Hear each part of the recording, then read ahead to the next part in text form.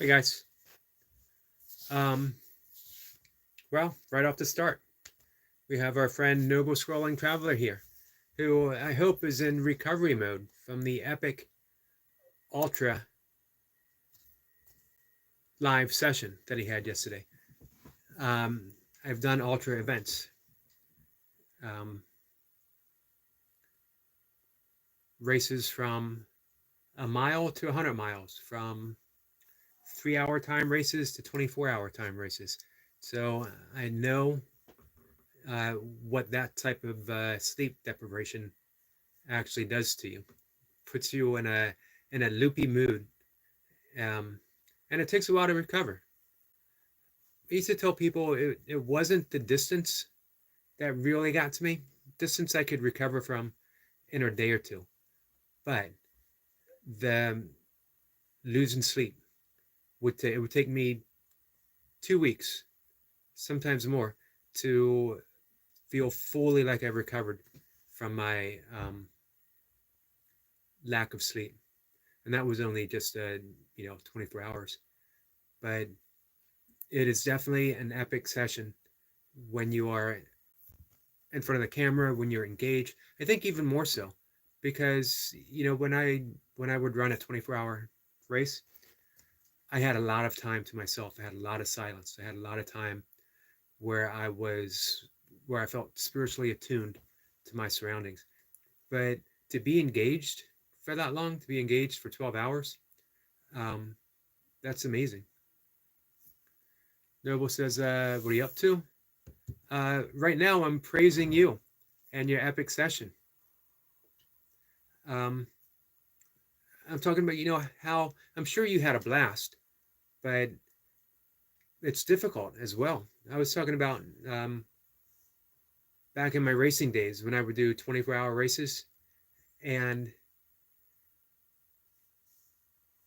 that was actually, I think that would probably be easier than a 12-hour live session, because in a 24-hour race, an ultra race, you have time to yourself, you have time in silence, um, you have you're out in nature. There's this deep uh, connection.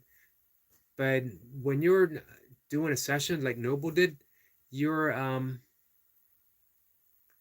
engaged. You're giving that energy out to tons of people. And so for me, yeah, that's an impressive performance. Noble says, I ended up with 15 hours altogether. I remember seeing you this morning, and there's 16 people in it at the same time. It's amazing. I asked you this morning, I don't remember if you answered or not. How many push ups did you end up doing? So, how many total likes?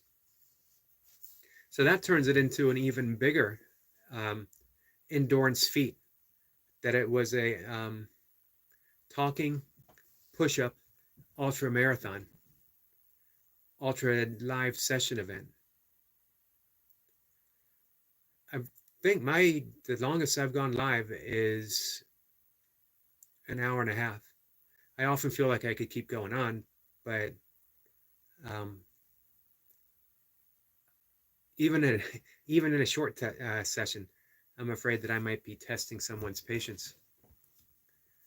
But man, big tip of the hat to Noble Scrolling Traveler and his epic performance. One thing you got to understand with um, Noble is he's not sitting down like me and just rambling on. He's giving and giving and giving. Very much engaged. I'm not saying that I'm not engaged, but I'm a sitting down, talking, engaged. Noble is a full body, expressive, I'm giving you all my energy at once engagement, which is a passionate way to live life, a great way to live life. So, reminds me of Zorba the Greek. If you guys are um, familiar with Zorba, excellent, excellent book. I have a copy in the room next door. It's been a while since I've read it. I have it.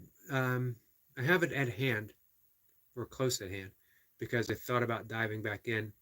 Instead, I started the author, and I can never pronounce his name. I sort of wish more people were named Mike Smith or Brian Jones, because then I would never mess up. You know what? I would mess it up. And anyway, Nikos Kazantzakis. I messed it up. Anyway, he wrote Zorba the Greek, but he also wrote a wonderful, it's not a biography, it's sort of a lyrical biography of St. Francis. And it might be the most beautiful book written about St. Francis by anyone that I can imagine. With St. Francis being a particular figurehead in my life, greatly admired, and hopefully, to the extent that I'm able, live my life under the consideration of St. Francis.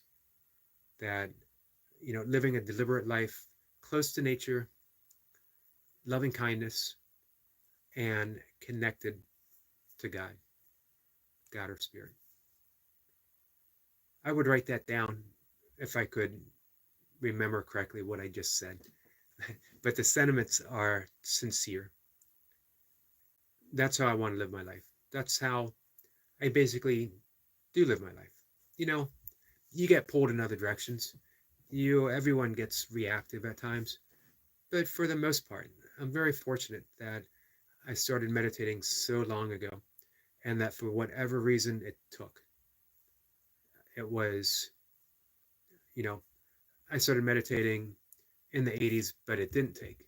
It was haphazard. I'd meditate very sincerely, very intently for weeks at a time, and then I'd go months or years at a time without meditating again, and then I'd start again. Same with my yogic practice. Mid-90s, I sat down and meditated and realized that I need this.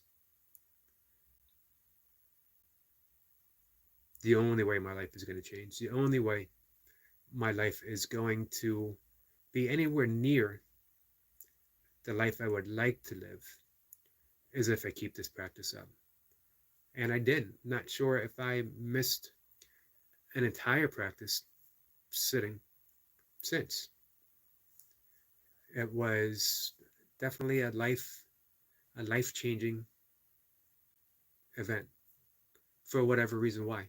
That all those previous times of sitting, they counted, they mattered, they were important. But that one particular time, out of the blue, it ended up being the time where the paradigm shift, the personal paradigm shift, everything shifted, and I was ready to be a yogi. I was ready to dedicate my life to meditation, to the sincere practice of yoga, meaning the yogic path, not just the asanas, not just the physical postures, not putting my leg behind my head, not sitting in the full lotus position, not doing a handstand or headstand. All of those are possibilities. All of those can be part of a yogic path, but they're so small. The reason to use asanas, physical health, of course, but to open up the energetic centers. It's almost a sense of purifying ourselves, to get that prana flowing and to spark the kundalini energy moving up the spine, leading to a greater sense of awakening. As well, it helps us sit longer in meditation, and it feels good. But the entire path of yoga, we have to remember, begins with ethics, personal ethics, what's called the yamas, which are what we can call ethical restraints. And that is,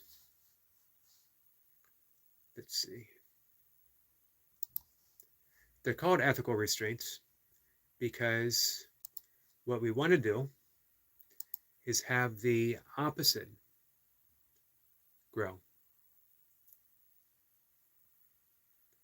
Sorry, I'm looking at some stuff.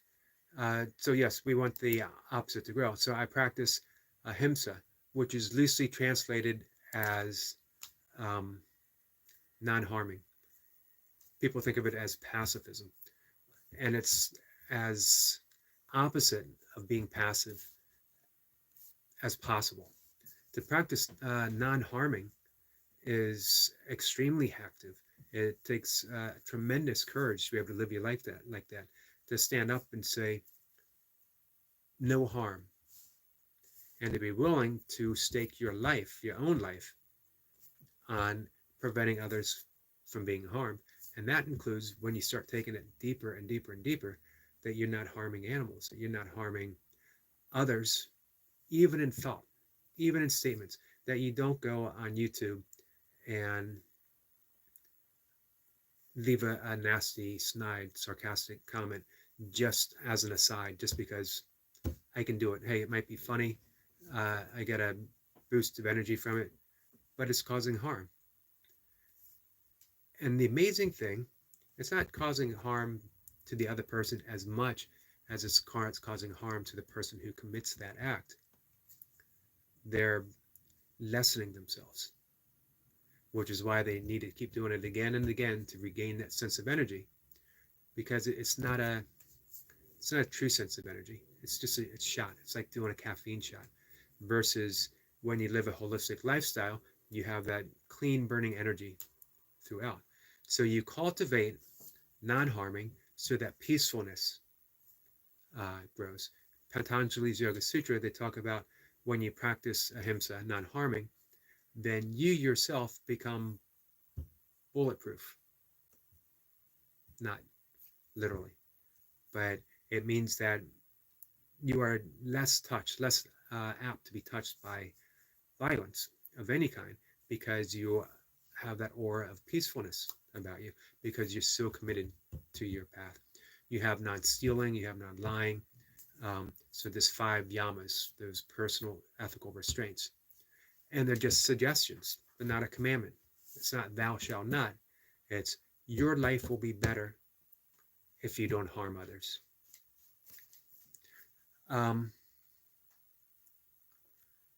Amish,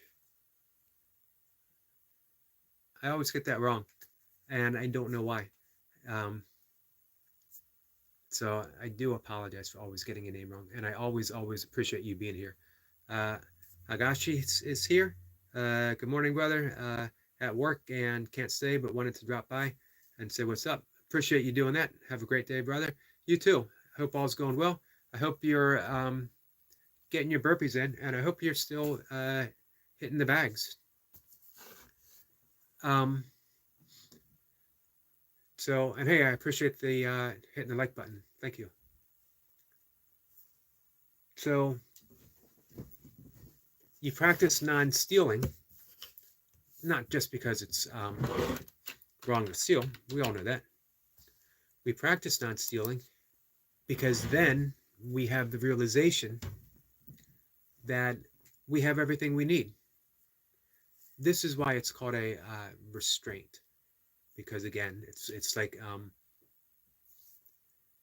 if you have a wound and you put a bandage on lower, not just to stop the blood, but as a restraint. We're basically keeping ourselves from spiritually bleeding out. So 5 yamas, these are the ethical foundations of yoga. As I mentioned, let's make sure that we get them all. We have non-harming, we have truthfulness, we have non-stealing, we have celibacy or right use of energy. People get thrown off by that brahmacharya, that, man, I don't want to be celibate. I have a wife, or I have a husband, or I have a girlfriend. Why should I practice celibacy? You don't have to.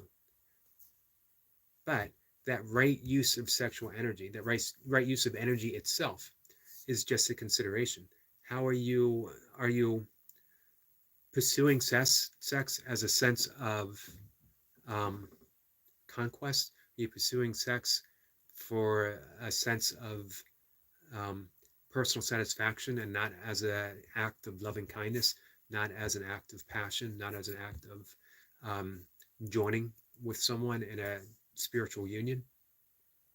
That would be the right use of energy. It's not celibacy, but you're mindful of the energy that you're using. And um, where did I leave off? Oh, non-greed, non-hoarding. All of those are put in as restraints so that the opposite grows. Non-hoarding means that you come to the realization that you can't hoard energy, and you can't hoard um, the things in life. You're cutting yourself off from the source, at least in appearance. Um, so when you practice non-hoarding, what you're literally practicing is giving. A lot of this conversation started because I was talking about um, Noble Swirling Savage, Traveler, sorry, and talking about him giving and giving and giving, that his 12-hour uh, epic live session was truly an act of giving, just putting it out there.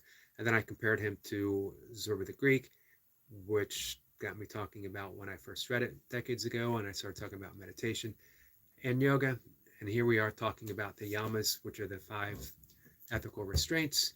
And then we go into the niyamas, which are the 5 personal observances. Same as the restraints, they're just suggestions. There's no thou shalt not there.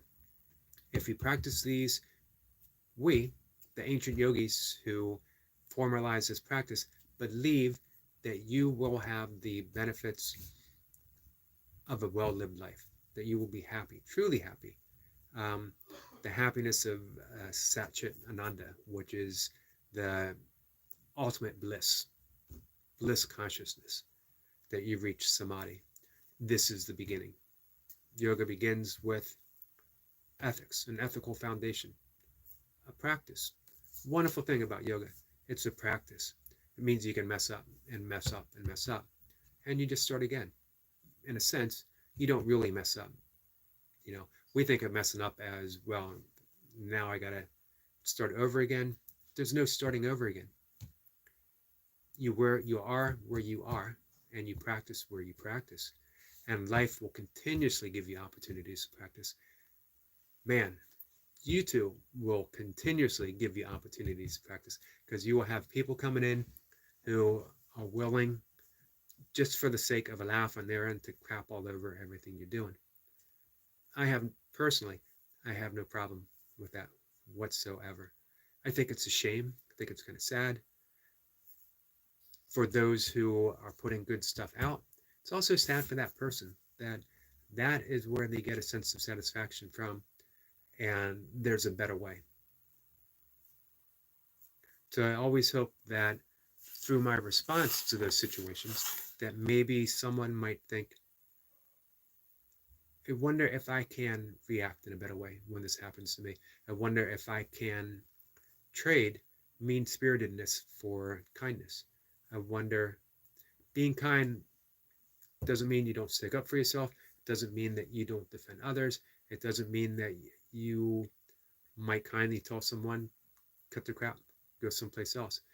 I never have, as of yet, and I don't know that I will, but you never know. If it comes to that, you do it. Think of one of the most sincere practitioners of the yogic path, most particularly ahimsa, Gandhi, who was far from passive, far from weak.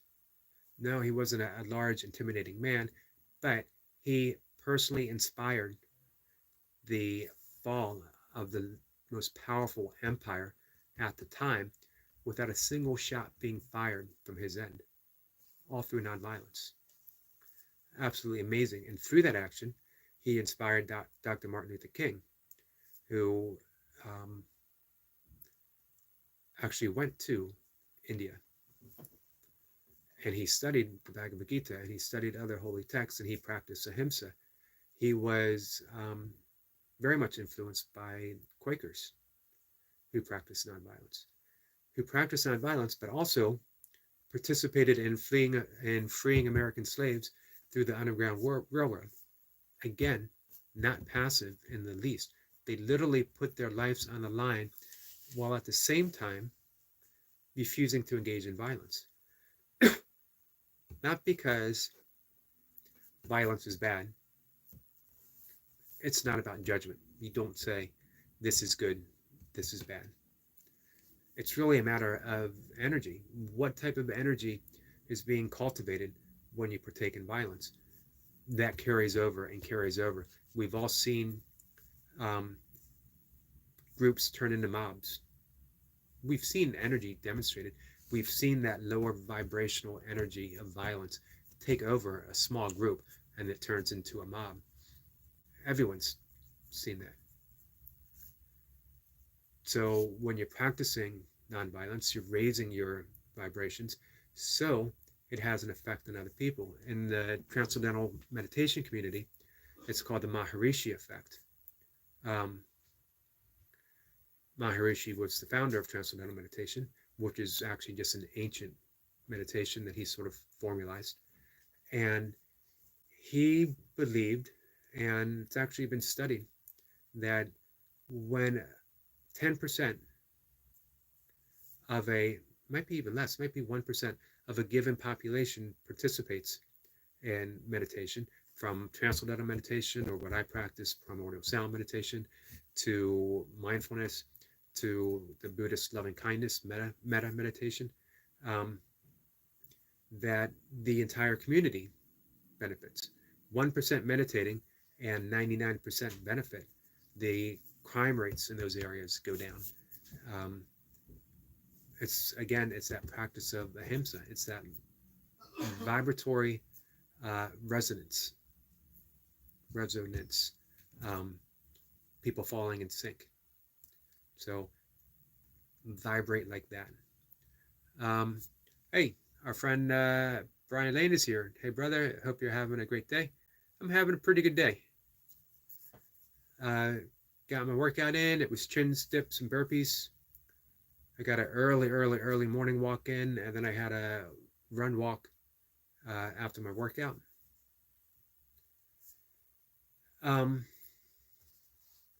So Gandhi inspiring Martin Luther King, and Martin Luther King spearheaded the American Civil Rights Movement. People came before.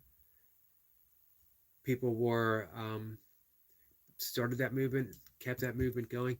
Martin Luther King was that spearhead. Martin Luther King was a powerful force. And that's because he was steeped in nonviolence. He was steeped in the power of ahimsa. Unfortunately, both those great leaders, Gandhi and Martin Luther King, were taken down too early. But both accomplished quite a bit in their lifetimes. I can't say in a short lifetime for Gandhi. I believe he might have been in his 80s. Brian said, yeah, I got my workout in before it rains here. It's been cold here. Yesterday was in the 40s, which is still better, than it could be. But the fact that we're not too far away from April, you sort of expect things to be at least in the 60s, maybe even 70s. And they will. So that was the 5 limbs of, or 5 points of the yamas, ethical restraints. The niyamas of personal observances, suggestions, cleanliness, contentment, discipline, study of the ancient scriptures, as well as deep study of the self. And that is self-inquiry. Self-inquiry is simply finding out who we really are. It's sinking into the depths of our beingness. It's asking, who am I? And not settling on an answer. You're not saying, who am I? And saying, well, I'm Eric. I'm just a yogi. I'm a burpee practitioner. I'm a doctor. I'm a lawyer. I'm a whatever. Um, and you don't stop with identifying with the body. Um,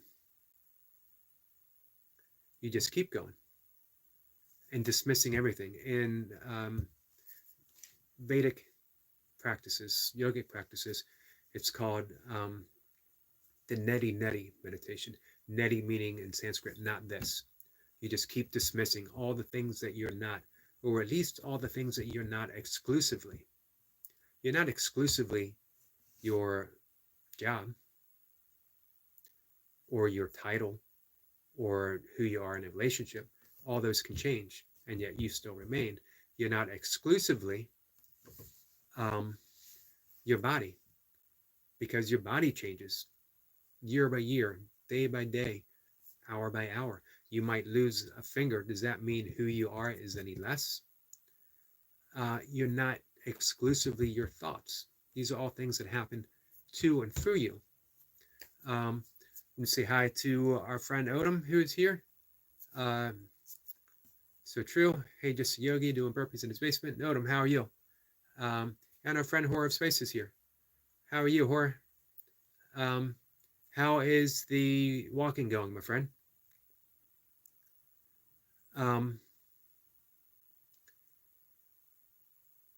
We can't exclusively be our thoughts.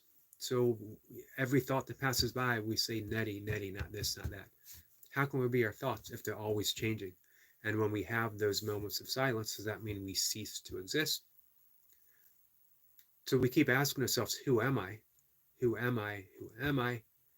Until we come to that final thing that cannot be dismissed, absolute silence. We get to silence. That's who we are. Herman Melville said, silence is the only voice of God. In the Psalms, it says, be still and know that I am God. Your direct access to higher consciousness, to God consciousness, to that loving spirit, to the kingdom of heaven, where Jesus gives us explicit directions on how to get there. The kingdom of heaven is not out there. Kingdom of heaven is within.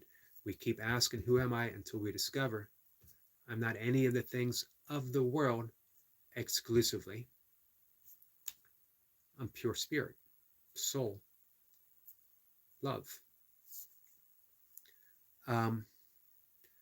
Or if Spice says walking is good, excellent. Glad to hear that. You know, walking, such an underrated form of exercise. Health-wise, walking will get you where you need to be. Walking, moderating the diet in a way that benefits and suits you. Always eating for health. Nothing extreme, not any drastic, cutting the calories. If you fill up on fruits, vegetables, whole grain, it's high volume food that's extremely low in calories. So even if you include whatever type of meat that you enjoy eating, if the majority of your food, fruit, vegetables, whole grains, you're going to end up losing weight. Making sure that you're careful what you put on your fruit and your vegetables and your whole grains. But walking, not only is it just a wonderful form of exercise, there's this deep spiritual connection with walking. Every spiritual tradition has it. Let's see. Brian says, hey, Eric, I know that they're just thoughts and I let them pass, but sometimes I still get in unwanted events from the past come up when laying down. Does it ever happen to you? It does. And the thing is, just recognize the mind does what the mind does. We're not responsible for the mind. We're not causing those thoughts to happen. We're not responsible for those thoughts happening. Um, and we're not going to be the ones to make them stop. You can't use force of will to stop those thoughts. You don't do anything about it. Absolutely nothing. You let the mind be the mind, and you realize who you are is the observer of the mind. That's going back to that neti meditation that we were talking about. Dismiss the thoughts. Where if you were to practice Vipassana meditation, insight meditation, um, they would say label the thought, and then you let it go. Just by labeling it, you're signifying that you are the awareness to that thought. You could do that in formal meditation. To me, it sort of becomes tedious. Um, Brian said they're like clouds that just pass. They are, and that's the thing. Like I said, you don't have to do anything about it. Does the sky chase clouds away? Does the sky ever say, man, I don't want it to rain today? Move out. The sky, whatever comes through the sky is just what comes through the sky. Of course, we have that clear sky nature, but that sometimes doesn't make it any easier to deal with those thoughts. But once you realize that you really don't have to do anything, even when you get hooked, I've mentioned before in Tibetan Buddhism, it's called Shepna, which literally means hook. The thoughts will just hook us and we'll get carried away. And then we realize, I got carried away. And we just relax. Brian says, just witness them and not react is what I'm doing. But wanted to relearn and ask others. The amazing thing is you don't even have to just witness because you already are. Just by noticing them, just by knowing that it's going on, you're already the witness. A lot of people, especially when they start meditation, they want to shift into that witness state instead of realizing you're already the witness. And the witness isn't separate from what it is witnessing. The observer isn't separate from the observed. The seer isn't separate from the scenery. It's all just life happening. So we relax. Come back to the breath. You can do a simple little Thich Nhat Hanh meditation. Breathing in, I relax and let my thoughts go. Breathing out, I smile. This is a wonderful moment. And you just stay in the moment. And of course, because it's life, it happens when it happens. It keeps happening as long as it keeps happening. But now you don't have to buy into it. So the very last of the niyamas, the 5 ethical observances, is surrender. Surrender to a higher being or contemplation of a higher power. So you have the cleanliness, you have contentment. Contentment's big. How many of us are content right where we are? The truth is, all of us are content, but our thoughts convince us otherwise. Most of us, have what we need. Even in most horrible conditions, we still are met with the breath. We still are met with the essence of life, with prana. And from that raw beginningness, we can improve our station in life. But at a certain point, we reach that contentment of, this is enough. That's why they say in the art of wishing through Hawaiian shamanism, to don't keep wishing for more and more and more. When you wish for more, you get the dark side of those wishes as well, and you get more heartache, more hardship, more issues, more clutter in your life. Wish for just enough. Just enough is what you need. It's what we all need. Anything more is just excess for the sake of excess. Imagine some of the most powerful, richest multi-billionaires in the world if they suddenly realized that, you know what, I just need just enough. And they decided to take everything else and make the world a better place. Not just for tax cuts, not just for tax breaks, but to truly make the world a better place.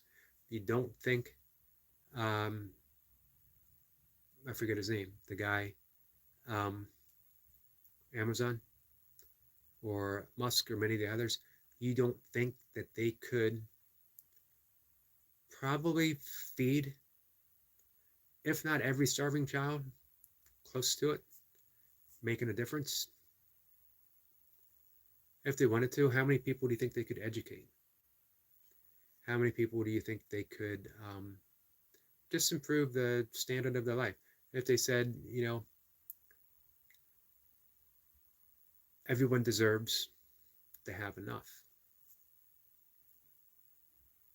just by virtue of being alive, not because of what you do, not because of what you bring into the table, not because we're this great, the power of the individual. How about the power of community? There's no individual separate from beingness, separate from aliveness, separate from love, separate from community. No individual is ever separate from community. So if one person doesn't have enough for their basic needs to be met, if someone's living in extreme poverty, all of us on a deep and real level are living in poverty, at least poverty of the spirit as well. Brian says, "Oh, I like the half smile meditation. I learned from Thich Nhat Hanh book." Yeah, he's absolutely was an amazing teacher, and just that little thing, just remembering that when right before my father died, I knew it was just days away, and I had read his book, No Fear, No Death, and he talked about being able to see the rebirth and continuation of his mother on every plant, every bud, every flower. Um, just put my heart at ease. A great, great deal. And then when my father did pass away, I was able to look with the same eyes as Thich Nhat Hanh, and see my father in his rebirth um, throughout everything, throughout the world, and I still do. Every walk, every time I go out for a run. Um, Brian said, "I wish they would feed starving kids." Yeah, you know what? It would be a little thing to do, and I'm not talking about setting up some type of organization that also works as um, a tax shelter or tax cut or whatever. I'm talking about literally just buying food, opening up some type of capacity in each area that needs it, and saying, "Come in and get food. Come in and get what you need." Brian Lane says, Thich Nhat Hanh words flowed like water when watching his videos. Yeah, absolutely amazing. I'm reading a book by an old teacher of mine, Agnathus Warren. Uh, First person I learned a great formalized meditation from, and this was back in the 80s. And I'm reading his book on exploring the possibilities and promise of death. It's called The Undiscovered Country. It takes its title from a line from Shakespeare. And it's always good to revisit those past teachers and help us get in touch with the reasons why we are doing what we're doing. Hey, Brian, I have a question for you. Why did you decide to enter recovery? Why did you decide to gain your sobriety? What was it that sparked, ignited that, when it could so easily have not happened? You know, man, I really hope you realize what a tremendous thing it is that you did, that occurred through you. Because having battled my own addictions, And having lost a lot of friends, a lot of people um, who were unable to do so, it's a mystery. Some people might say, and I've asked myself, why me and not them? Why did I recover? Why did I get so fortunate? And I don't have an answer. I can't say because I started meditating, um, because I didn't meditate to gain sobriety. I did it for other reasons. Meditation played a role in my sobriety, but what sparked me to start meditating and not someone else? It's amazing to consider. I can only liken it to mystery and grace. I received grace. And that's the thing with grace is all grace is given, gifted. Everyone feels undeserved of grace, and yet everyone is deserving of grace. Brian says another good book was called Heart as Big as the World. I have that somewhere. Um, it's not Thich Han, but another good book. Heart as Big as the World. Susan Salzberg is a great Buddhist teacher. Sorry, I'm going to say hi to my cat. Brian says, well, I got tired of going in the same circles and had a lot of friends die. Yeah, I can relate to that. Brian said, I told myself I'm not going out like that. That's a huge realization. And the way you did it um, is even more amazing. And the person that you've turned out to be, you know, um, I know a lot of people who have battled addictions, and that's all they do. It's their life's battle. And they've traded one addiction for a better addiction. I'm glad for their sobriety, but when you are addicted to um, when you're addicted to the battle, when you're addicted to, I'm only one day away from relapse, when you're addicted to the meetings, all of those are wonderful tools. And if someone needs them, by all means, use them. But I always sort of think of it as um, what the Buddha said about a raft, that his teachings were like a raft. You need them to get to the other shore, but once you're on the other shore, you leave them behind. Once you've gained your sobriety, help other people stay sober. Help other people gain that sobriety to begin with. Dedicate yourself, your life to serving, being of service to others. But it doesn't mean you yourself have to um, keep punishing yourself for your addiction. Through true forgiveness, which is really the path of the 12 steps, learning how to forgive, um, we let go. Remember, when something's forgiven, we don't need to keep bringing it up. We don't need to keep saying, you know, remember when you did this and I forgave you? What kind of forgiveness is that? That's sort of basically being a dick. Um, Brian says, I'm lucky to be alive. I've also OD'd and I wake up in an ambulance. They said I was dead. I just remembered being in the cosmos. That's an epiphany. That's the type of stuff that Bill W. was talking about, founder of AA. The type of epiphany that leads to true sobriety. Brian says, were you addicted to like gambling or alcohol or something? I was addicted to alcohol. I spent all of the 1990s to a large extent being a drunk, being a friendly drunk most of the time, being a well-liked and well-received drunk, uh, being a working drunk, being a fitness fanatic drunk. I never missed a gym workout. I would work out, do my squats with a trash can next to the squat rack when I was hungover. I'd still show up and do judo with a hangover, but I drank every night. And I drank myself out of jobs. I drank myself out of relationships. And I got behind the wheel and I drove and I endangered other lives. Sometimes, hugely so, where I'm fortunate to be alive, where I literally wrecked my car narrowly missing 2 trees, going into through a lawn, just short. It was the bushes that stopped me from hitting that house where people were asleep. And I somehow navigated out there. And then I ended up going down the wrong side of a major US highway, Route 70. For those on the East Coast, 70. Um, and yet I still didn't quit drinking. And I hated myself. Hated myself for doing that.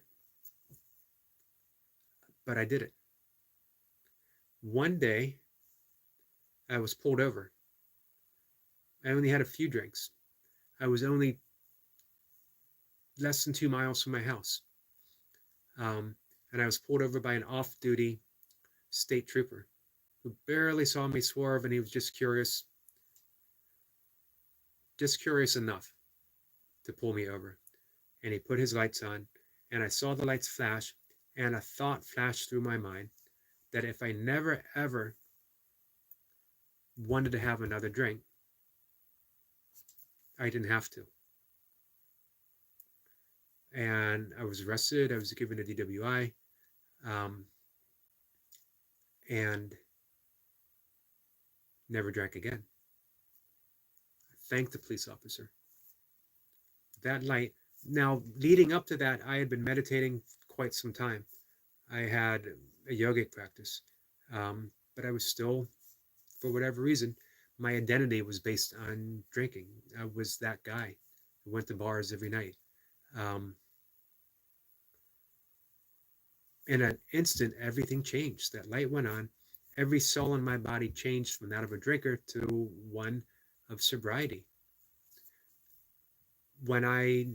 The next day, even though knew I was going to be sober, I went to a bar just to see if I could hang out, not drink, be with my friends, and still be sociable. And I realized that it wasn't just that I didn't want to drink anymore, that I was a completely different person, that I no longer belonged in bars. It didn't feel like my place. I didn't feel like that guy. Everything changed. Never looked back. Brian said, well, Odom says I'm still listening. They expect me to do work sometimes. That doesn't seem fair, Odom. Brian says, well, yeah, I don't really drink anymore. Every once in a while, I still have a beer with a baseball game on, but I don't keep drinking. Drinking them after, which is smart. I used to go to bars or clubs, not in a long time. I used to think I'd have to have a beer or alcohol in large crowds. Yeah, actually, the big thing that changed for me was not wanting to be around large crowds at all. Literally not being able to be around large crowds. It felt alien, like I didn't belong in that space. I needed my own space, a space of silence. And I basically, from that moment, committed my life to living a very quiet, contemplative, yogic lifestyle. Brian says, I never wanted to go in large crowds without having beer because of the way I am. Yeah, I think one of the things for me was being shy growing up, that alcohol made me more exuberant, put me out there a bit more. I was able to forget my shyness and communicate. Seems a better way now would have been to embrace my shyness. But, you only know what you know when you know it, if that makes sense. Odom says, I didn't like waking up in the drunk tank. Yeah, I don't blame you. What a difference when you have that realization, when you have that epiphany, that you just no longer want to live your life that way. And again, it's not really discipline. It's not like you're gritting your teeth and saying, I'm not going to have a drink. I'm not. That's why I don't recommend people count how many days, because it's always day one. Every day is day one. And when you realize that, um, you start giving up the struggle. Don't struggle to stay sober. Just be sober today. Tomorrow will take care of itself when you get there. And when you get there, it's today. Just be sober today. The more you struggle, the more you have to go to meetings, the more you have to um, constantly be watchful. And if you talk to people, who go to a lot of meetings, they're always, instead of saying, it's always day one, they're saying um, you're only one day away from relapse. Your energy, your focus is on that relapse instead of, a life of sobriety is a life of joy. It means I'm fully engaged in life. I don't need anything running interference between me and being alive. Um, I appreciate my sobriety because I absolutely love the simplicity of existence itself. I don't need to add anything. I don't need to take anything away. I don't need to battle being shy. I don't need to battle being awkward. I can come on YouTube um, and be as awkward and as shy and as whatever as I am. No excuses. No need to make excuses. This is it. I'm okay with it. If I'm okay with it, then hey, you guys, whoever has a problem with it, should be okay with it as well. Brian says, I used to like taking a hit of pot early in the morning in meditation. Haven't smoked in 4 months probably. That's good. I'm not anti smoking pot. It's been a while for me. For me, the thing was uh, I didn't like how it was making me feel. So I figured, why would I do it? If it's not doing for me what it advertised, what it used to, I don't see any reason to keep doing it. Odom says, I started drinking in my early teens, was drunk before I was 16. Odom, when did you, how long did you drink for? When was it when you, I know you told me gardening and your grandkids saved your life. Odom says, I started drinking in my early teens, was drunk before I was 16. Man. Brian says, I was learning to stand up to problems without trying to numb myself. It's a big realization. An amazing realization. Some people never get there. Odom says, now I can't drink a beer.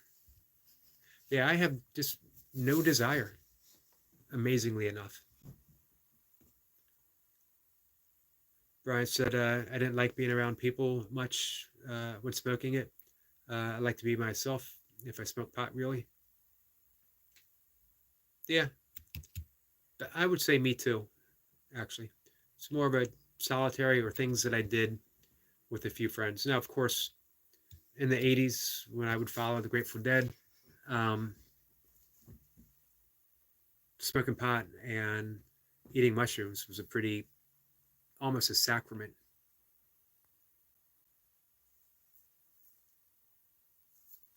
Odom says, really, first time my son saw me go to jail, I changed my life.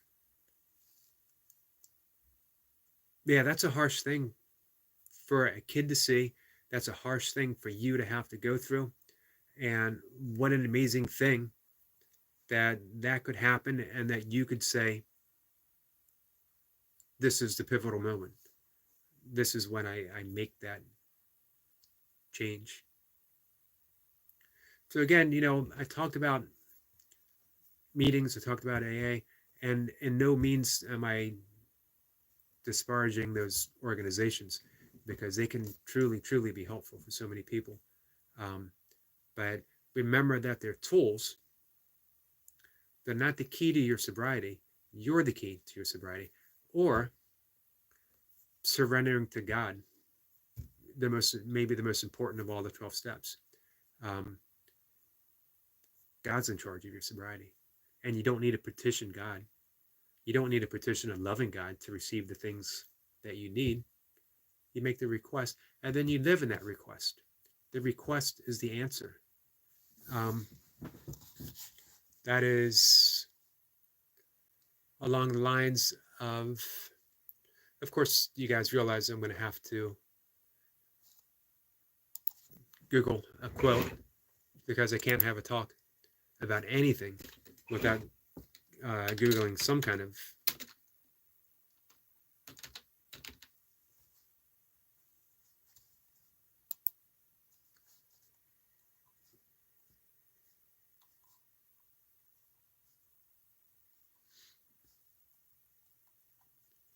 Let's see.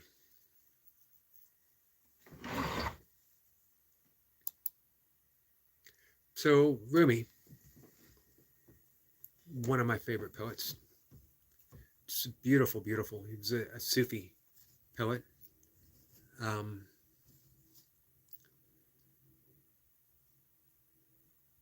He talked about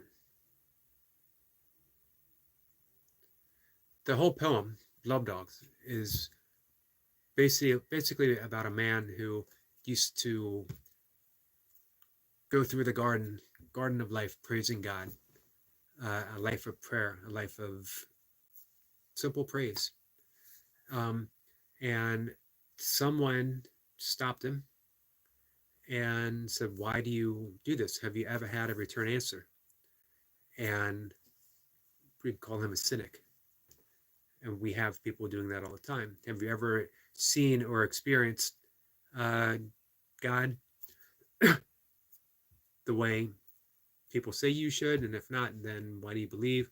And sometimes that's just enough doubt to enter our mind, and we fall prey to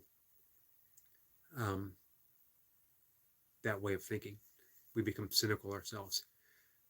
So the man stopped praying, stopped praising God, and one night he had a dream, and he saw the guider of souls. And the guider of souls said, "Why did you stop praising?" And his answer was, "Because I've never heard anything back." And this was the answer. The longing you express is the return message. The grief you cry out from draws you towards union. Your pure sadness that one helps is the secret cup. Listen to the moan of a dog for its master. That whining is the connection. There are love dogs no one knows the name of. Give your life to be one of them.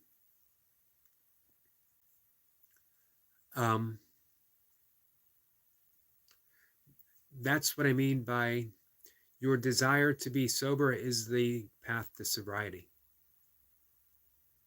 That's enough. Live a life of sobriety because you desire to live a life of sobriety. The longing you express is the return message. The grief you cry out from draws you towards union. Your pure sadness at one's help is the secret cup. Drink from that cup. Does that mean not go to meetings anymore or ever? No, but it's a tool. Don't confuse the tool with the actuality of sobriety. Because if it keeps you from living a full and active and loving life, then the tool has backfired. It's still better to be sober, of course, but don't enslave yourself to any system to the extent of a full and loving life, would be my message, if at all possible. Brian says, I haven't been to the bars when I quit drugs, which since November 2021, when last time I did cocaine, was addicted to drinking sometimes and taking coke to come out of it. I have done cocaine. I was never had enough money to become addicted to cocaine. And fortunately, I wasn't in an area where crack cocaine was prevalent, because that is a faster path to addiction and a more affordable path to addiction. For me, with drugs, it was never, um, it was always the stuff that brought me down a little bit, made me introspective. It was always, through my teens, I enjoyed smoking pot. I enjoyed um, my teens and my 20s, LSD, mushrooms, other things. I would think of it almost as a sacrament, that I was expanding my consciousness, that I was touching base with inspiration, and it did help. The problem is, it's like Huxley says in The Doors of Perception, that those type of drugs open up a doorway, the doorway of perception, doorway into other realms. But it's the same door every single time. And sometimes you need to start taking more and more drugs to enter through that doorway. A more surefire, more lasting is meditation and breath work, because then you enter and you realize you've always been there, and you don't need the tool. You don't need those sacraments to bring you to that expansive state of consciousness. My friend Amish is still here. Thank you, my friend. Odom says, God lives in me. Exactly. And where do you have to go? With that being the case, which it is, where do you have to go to find God? Again, Jesus gave explicit directions. And he even pointed and say, some might say, lo, God is over there, God is over there. And I say unto you that no, the kingdom of heaven is within.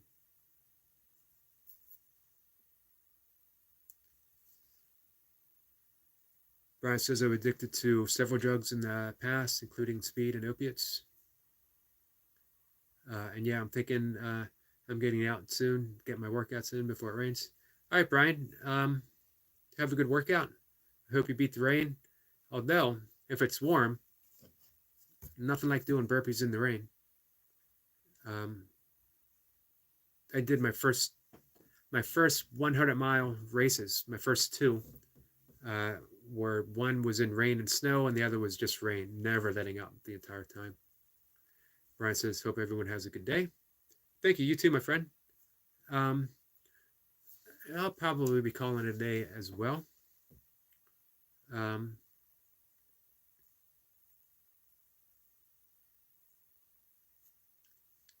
be back later. 5-ish, sometime around 5, a little after 5. And I'll do a live reading.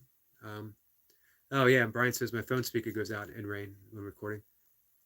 Yeah, that makes a big difference. You got to protect the phone. So if anyone has a subject, I've probably written about it. 25 years of writing and blogging without missing a day. So, hey, leave a comment if you want, and I can look and see, and I'm happy to dig through my archives and do a reading specifically for you guys, if I have it. So yeah, I'll be back a little bit after 5, do a reading. Thanks for coming along. If you guys don't mind hitting the like button, I'm supposed to remember to say that, and I did.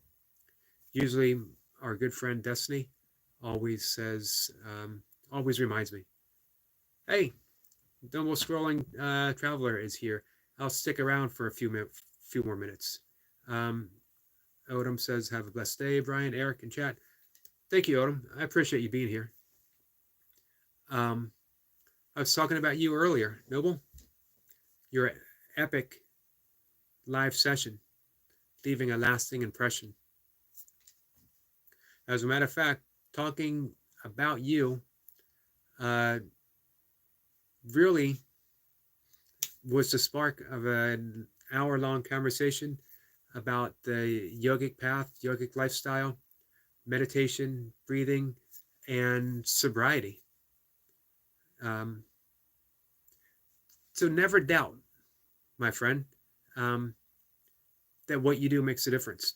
That Brian and Odom and I, inspired by what you did last night and today, um, had a very deep and meaningful conversations about our own sobriety. Always amazing to think what little thing we do, what little vibration sets us off on this huge path of inspiration. One thing that you do, Noble, just one little thing, and it reverberates throughout the entire universe. The actual, well, Noble says, my phone died and I was trying to find the charger. Of course, it was in my car.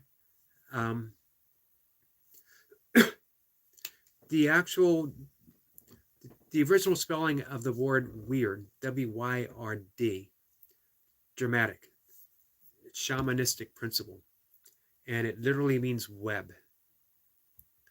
And that life being this network of strands. We could liken it to string theory, that you tug the smallest little vibration on one strand and the entire universe vibrates. The entire web of the universe vibrates. One little thing. And nothing is ever separate from that web itself. So that means we're always sending out vibrations that never cease throughout the universe. What type of vibration do you want to put out? Because everything's connected that way. Everything's connected through the weird. When a spooky coincidence, when a meaningful synchronistic event would happen, people would say that's weird. And then it took on that undertone of being different or strange or otherworldly. So I've learned to fully embrace the weird, fully embrace my own weirdness, fully embrace every aspect of myself, from the awkwardness to the occasional shyness to whatever, fully embrace it. But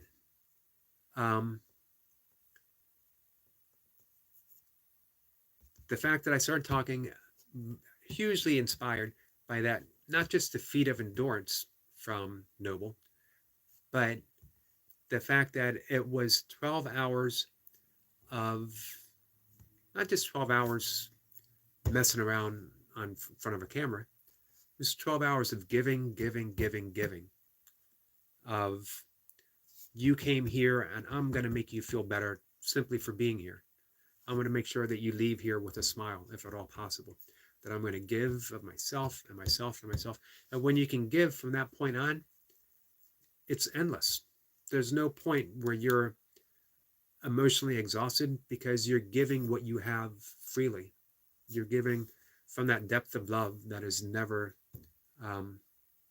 in any danger of running out. True love never runs out. Love endures. Brian says, have a blessed day, Noble. Noble says, I definitely need to get sober. I could definitely live without alcohol. Like the one thing that I need to work on and take out of my life. I would suggest, most of the time I dislike giving suggestions. Who am I to suggest anything to anyone? What worked for me would never work for anyone else.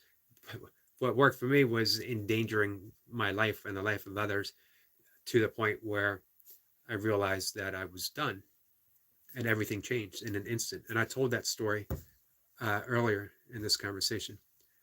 But what I would say, Noble, is when you're done, you'll be done, and you'll know when that time is. That you won't struggle. Whenever you say, I need to do this, I need to get sober, you're putting a pretty big load on your shoulders, and you're going to fight it, and you're going to regret it, and you're going to think, man, now I deserve a beer. It's been 12 days. It's been a hard day. My boss yelled at me. My neighbor's dog bit me. newspaper boy hit me in the head with a newspaper. There'll be 1,000 excuses, and you'll say, I deserve this. And who's to say you don't? But when the time comes for you to be sober, you won't doubt it for an instant. You'll know. Who knows what it is? Be open. Be open to the sign that this is it. And then everything flows from that event. But that's what I was meaning about from what you did last night, that I was just talking about it, admiring it, mentioning it, and it set me off on an hour-long conversation about sobriety and yoga and meditation and breath work.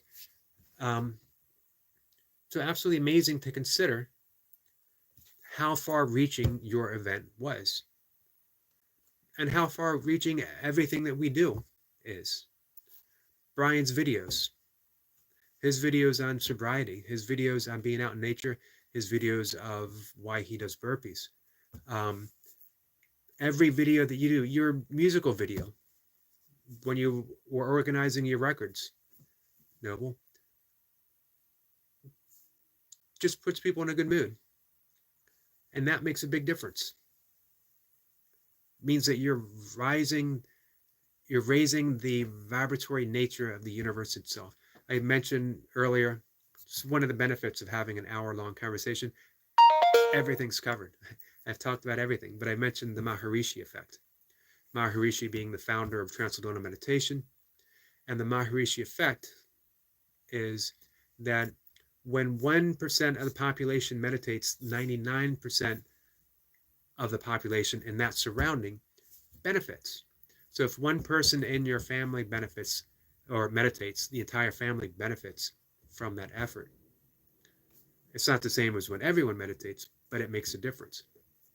One person putting out a video to help others, to inspire others, to cheer others, to make them smile, reverberates through the entire interwebs amazingly. And it makes a difference. Never doubt, Noble, that what you're doing is part of the miraculous. It's a synchronistic event. You're touching lives.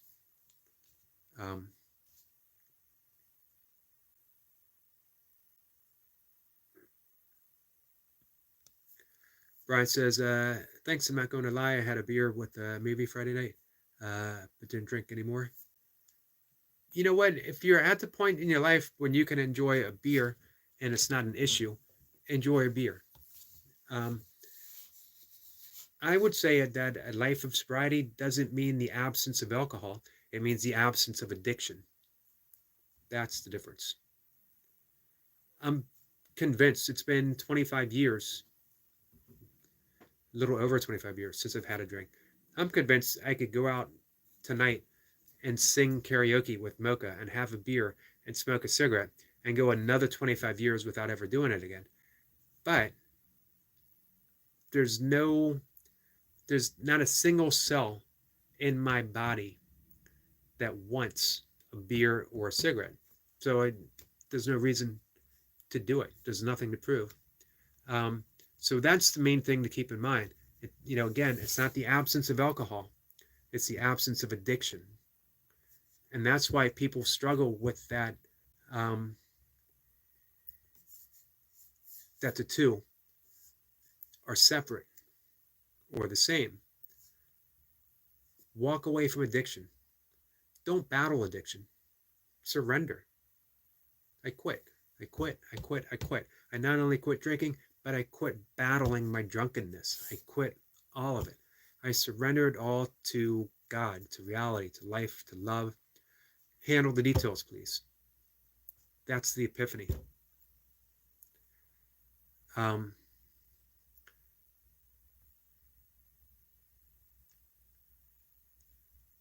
Brian said after that, yep. Noble says, I know it's not healthy. You're right.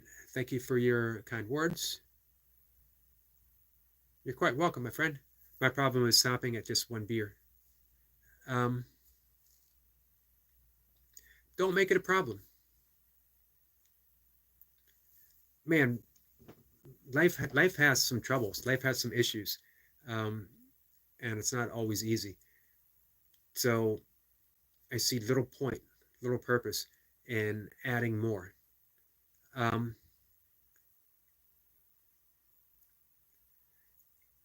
Noble, eventually, again, you're going to step into a moment. You're going to step into a reality where everything is different, and you're going to know that this way of life, this what I'm doing, is simply done, and it won't be a battle. You'll walk away from it. If you ever read any Carlos Castaneda, um, let's see if I can find some Carlos Castaneda. He talked about that, how he just, for him, becoming a non-drinker was like changing a shirt. Just like that, he was done. He walked away from it because he was done. Brian says, I think it's about balance and different strokes for different folks, but I don't recommend doing it. I agree. And balance is the key. Maybe even more so, balancing. I've sort of found that, and I liken it to when I'm doing yoga poses. I'm never balanced. Anyone who knows me will tell you I'm not balanced, but I'm always balancing. That gives me room to pivot. That means I can fall down. That means I can lean too far to one side and overcompensate on the other side. I'm balancing. And in that sense of balancing, sometimes I hit that point of poise, that point of confidence, that point of just being. And then the motion of life starts again. And you keep balancing. It takes all the struggle out of it. There's no mistakes. There's just feedback. What are you going to do with that feedback that you get? Are you going to punish yourself? Are you going to be non-forgiving? Or are you going to forgive yourself and start balancing again? Brian says, because after I get that feeling from 16-ounce beer, I know I'm not going to get it back. So I just stop after that. It's wise. Brian says, I understand, Noble.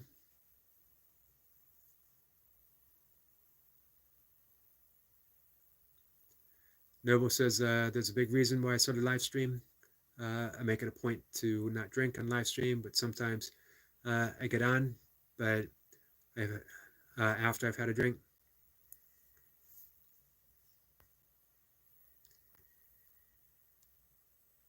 It's good, you're setting the boundaries. The big thing for me, live streams, was starting to view it as art, the art of conversation. Can I come on live stream and have a conversation if no one shows up? If it's just me. Can I have the same type of conversation with myself? And I found that I could. And then I found people started showing up. Not a ton of people.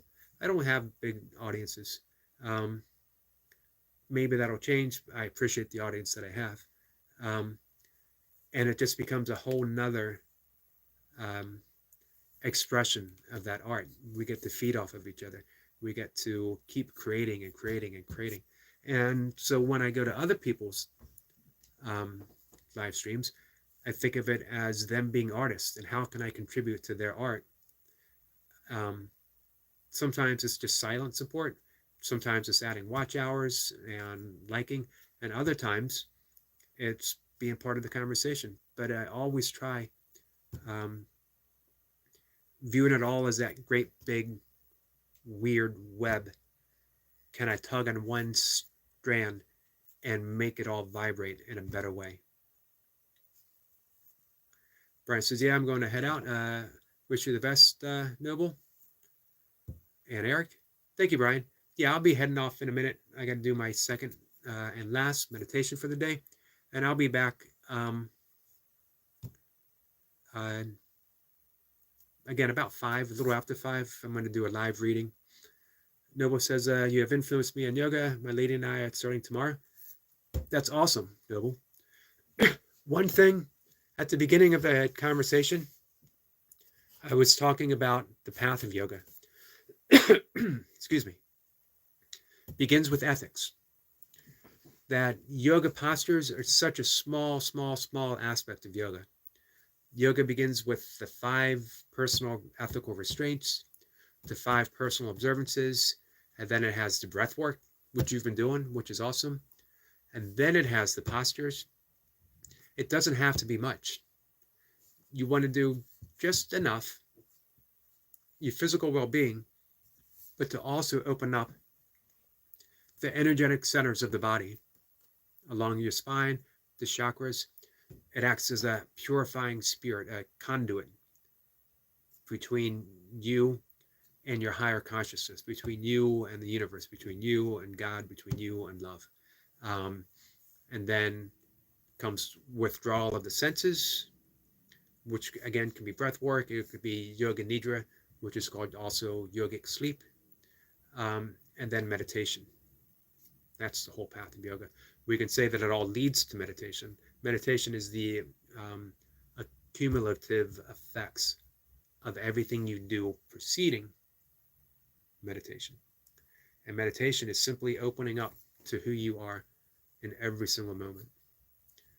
And it's the single best thing I've ever done in my entire life. I became sober because I meditated. I had that realization when I mentioned earlier in this conversation, I was pulled over. Fortunately, because I had endangered so many people through my drinking career, my drinking life. And when I was pulled over and I saw that light behind me, I knew it was all over. That even though I was drunk, I realized if I wanted to, I never had to drink again. I only had to want to. And I did. And I stepped into a life of sobriety easily. I didn't struggle with addiction, even though I was addicted. I was revelation and an epiphany.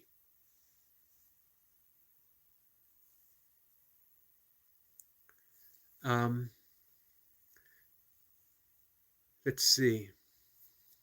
Noble says, we were going to find a random YouTuber. Do you have any suggestions for someone to watch that explains? Yeah, but not right offhand. Let me go through my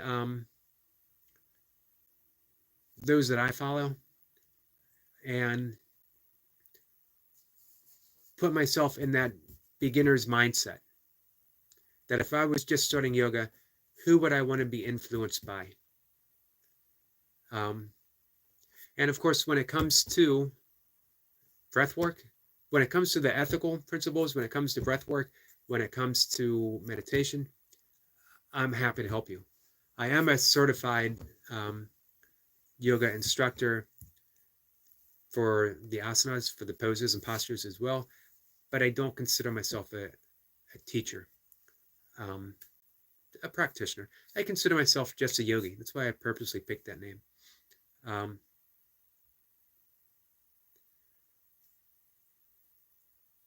Noble says she used to watch someone called Yoga with Adrian. She's big. She's really big. Yeah, she has good explanations. A lot of stuff. I always go back to, yes, I've heard she's good. I think I subscribe to her. I like the smaller channels.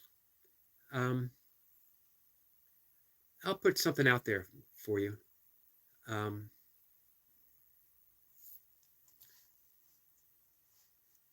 And again, I look for people who aren't just physically based, not on just the postures, but open things up for the entire realm of yoga. Yoga is such a beautiful, beautiful path. And I've mentioned before the 4 paths of yoga, and you have the Bhakti yoga, which is the yoga of devotion, Karma yoga, the yoga of selfless service, Jnana yoga, which is the yoga of self-discovery, and Raja yoga, which is the eightfold path of Patanjali's yoga, which is generally what I practice, although at one time or another, I think we all shift in and out of these roles. I definitely liken you as a karma yogi, Noble, because you just seem to be such a giving person that your life is of service. Every time I see you and alive, you're giving and you're giving and you're giving. Um, I wonder if yoga with Adrian might be a little overwhelming though, because she's so big. Um,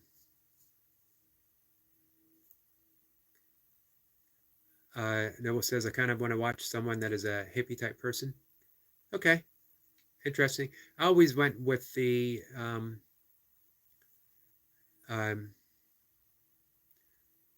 sort of lineage. Who was who was your teacher and who was their teacher and who was their teacher, um, and looking for that connection. But the important thing is just starting.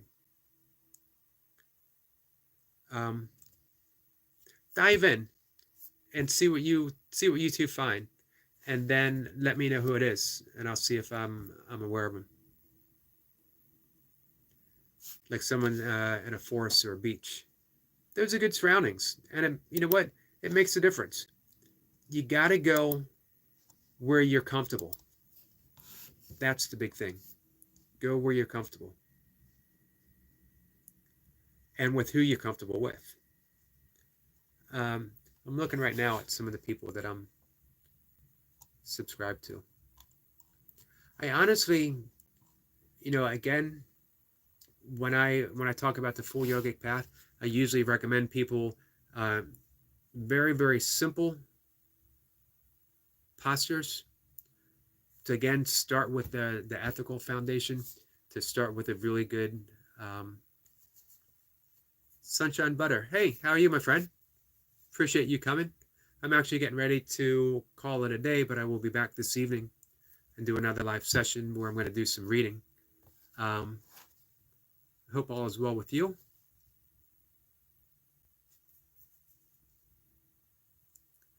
Sunshine Butter with Stitch is such an awesome, awesome name.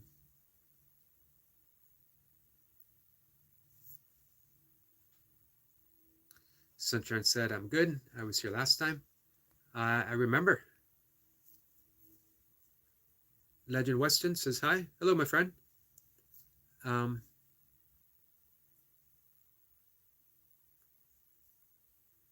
because I remember talking about what an awesome name, and that you were actually also very kind, which is amazing.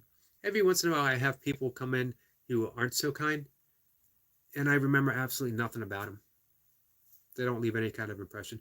I'm not going to let somebody unkind leave an impression on me. Why would I? Why would I carry that weight? That would be ridiculous. That would be them coming here to um, do something and then me deciding to punish myself for what they did. But when somebody comes here and they're kind, I inevitably remember. I'm also impressed that I was able to say inevitably, um, at least the first time I was able to say it without stumbling. Um, that makes such a huge difference. And what an easy thing to do. What an easy thing it is to come by and be kind, and then knowing that it just sets off a chain of events through the day. Um, and the opposite, for some people, maybe they get the reaction that they want. They feed off that negative energy um, in both directions. Some people gain some type of benefit from being miserable because it can be a story that they tell themselves. Um, Better suggestion: free yourself from all the stories, walk away from all the stories, and just be. Just be alive. And when you're just being, you're spontaneously kind. And that's the true kind of kindness. Um, that's unconditional love, which is the only true love there is. Everything else, again, is just a story. Noble says, I also feel like people that do martial arts, or a great yoga, they focus a lot on stretching and breathing, kind of like Bruce Lee, Tai Chi. Definitely. Two are really interrelated. Um, and you might be interested in Qigong. And there's a couple good YouTube Qigong channels as well.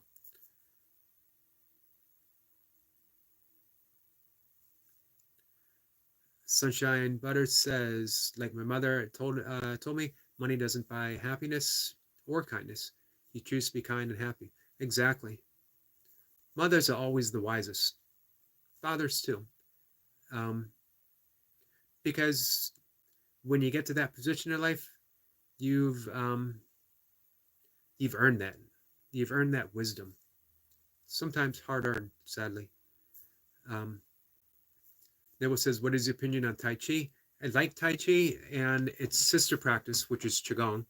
Um, and it is all about working with internal energy. Um, and again, it's very. I liken it as just another form of yoga.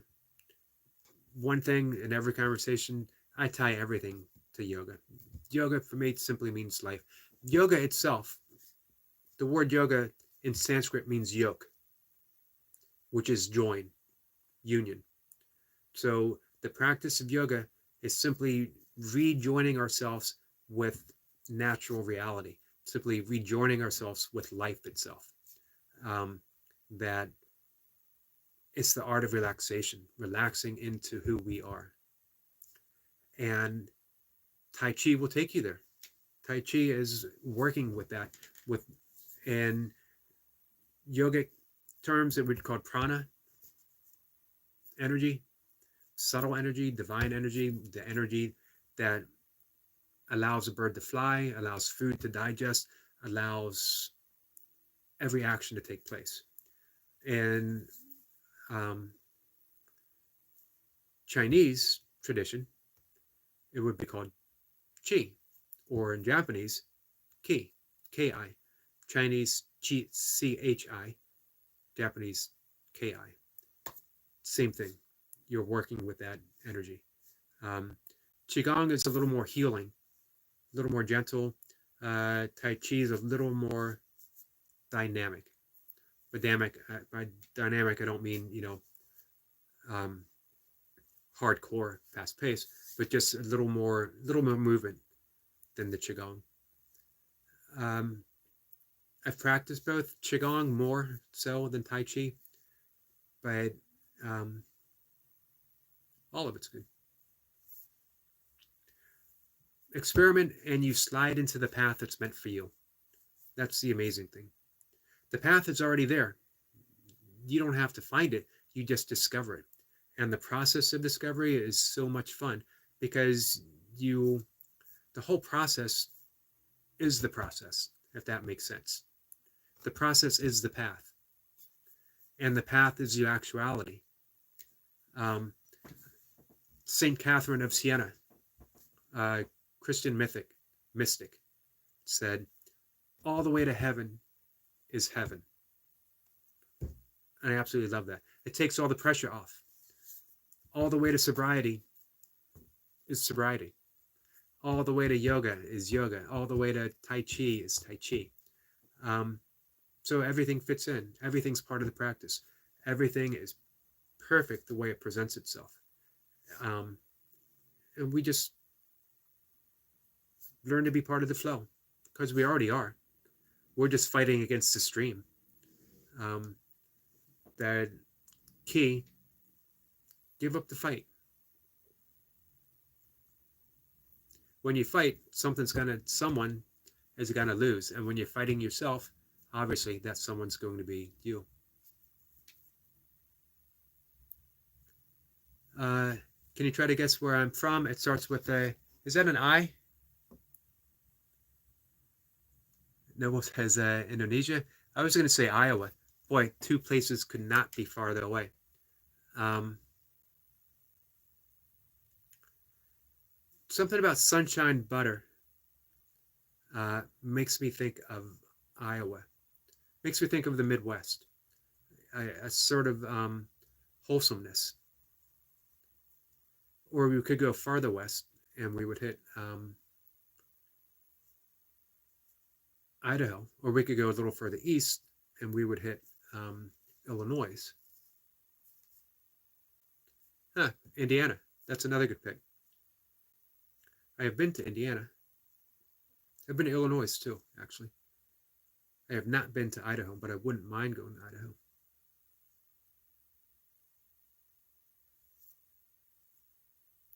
And the second letter is C. I see.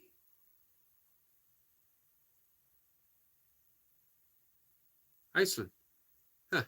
Here I was struggling with that, and Noble right off the bat. Hey, that's awesome. I'm trying to think if I've ever actually met anyone from Iceland before. I know people who went. I've had 2 friends who actually just got back, and they loved it. That's pretty cool. Hey, Sunshine, do you have a channel of your own on YouTube? And if you do,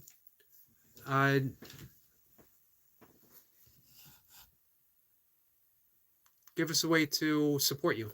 We definitely would be happy. Noble says, fun fact, that is my dream place to travel to. I wouldn't mind going to Iceland either. Beautiful country, lots of fun, friendly people.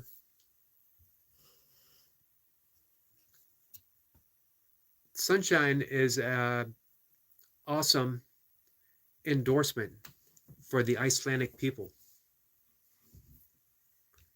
She always comes here, and or when she comes here, every time she does come here, she just has a very kind and loving presence, which always makes a difference. Sunshine says most Icelanders are very kind and happy, helpful. It's good to know. Noble says the scenery is so beautiful, and they have one road that travels around the whole border. Hey, I didn't know that. They have one road that travels around the whole border. Amazing.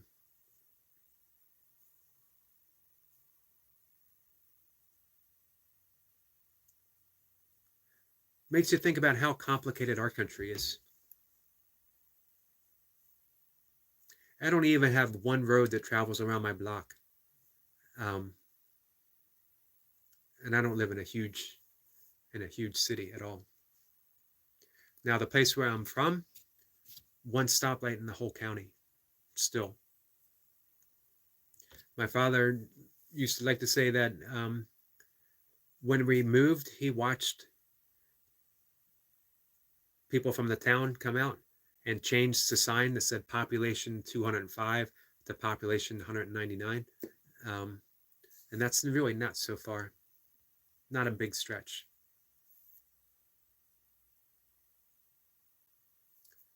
Sunshine says, the only land or country I have gone to is Spain. It's a beautiful place to go. And I know some. I worked with a lady who was Spanish. She actually lives down the street from me still.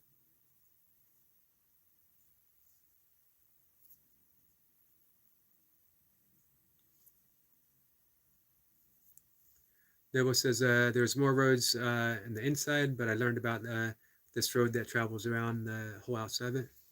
Huh. I'm actually glad I learned that. I'm glad you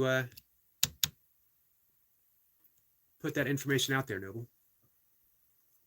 So, guys, I'm enjoying the conversation, but I need to go. I need to get my meditation in, have my last meal for the day. Anyone is completely bored, a little bit after 5 Eastern time, come on by, and I'm going to be reading from my blog, talking about whatever there is to talk about, which we never know what it's going to be. Noble, maybe I'll do some more reading from the yoga archives that I have, all the stuff that I've been writing about through years and years and years of practice. So what I try to do is also leave what I read in the description. So if anyone doesn't make it, they can always go by and read it if they're ever interested. Sunshine says, we'll have a good day, evening, night. We hope you're doing good and be healthy. You too, my friend. I appreciate it. And Sunshine, again, if you have a channel and you want some support, I'm happy to support you any way that I can. And you know what? I'd be willing to bet that our friend Noble Scrolling Traveler would support you as well, because that's the kind of person he is. Noble doesn't know it yet, but he's a yogi. No matter what he decides to practice, he's a yogi. A yogi is just someone who lives with the spirit of who they are. Noble's a yogi, for sure. Sunshine says, I do have a channel. I am using my channel right now. I am not technically efficient enough to know how to go to someone's channel from that. You know what? I can just look it up because I remember Sunshine Butter.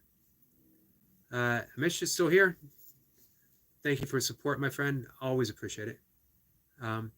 But I will look you up because I really do. You know, again, I like to support those who